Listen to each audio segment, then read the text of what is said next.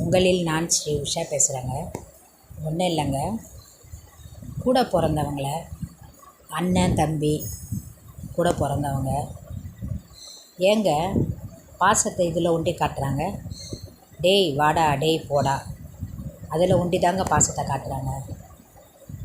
மற்றபடி நகை, பணம், கௌரவம், வசதி, விட்டு கொடுத்து போகிறது அந்த மாதிரி இருக்கிறதுல பாசத்தை காட்ட மாட்டாங்க.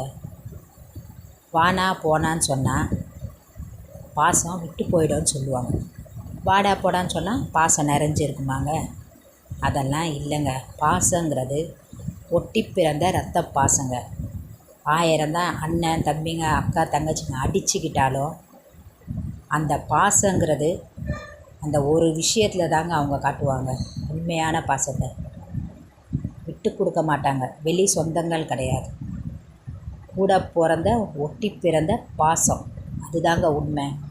வாடா போடான்னு சொல்கிறதுல என்னங்க பாசம் வந்துட போகுது? அதெல்லாம் ஒன்றும் இல்லைங்க.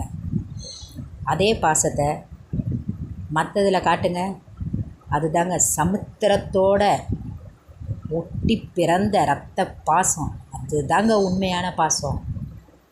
இது சும்மாங்க வெளி வேஷம். டேய் வாடா, டேய் போடா, ஃப்ரெண்டும் கூட தாங்க வாடா போடான்னு சொல்கிறாங்க. ஆனால் எல்லாத்தையும் கொடுத்துட முடியுமா ஃப்ரெண்டுங்களுக்கு? முடியாது. ஆனால் ஒட்டி பிறந்த ரத்த பாசத்துக்கு தாங்க உரிமை ஜாஸ்தி.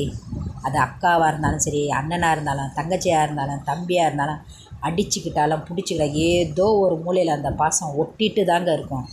அது தாங்க உண்மையான ரத்த பாச பந்தங்கிறது. அல்லையோடு அடிச்சுக்கிட்டு போங்க, இதை கடைப்பிடிங்க. வாடா போடான்னு சொல்கிறதுல பாசம் நிலச்சி நிற்காதுங்க. அந்த பாசத்தை எல்லாத்துலேயும் காட்டணும். ஒரு சிலவங்களை தாங்க நான் சொல்கிறேன், எல்லாரையும் சொல்லலை. இதுதாங்க உண்மையான பாசங்கிறது. உங்களில் நான் ஸ்ரீ உஷா.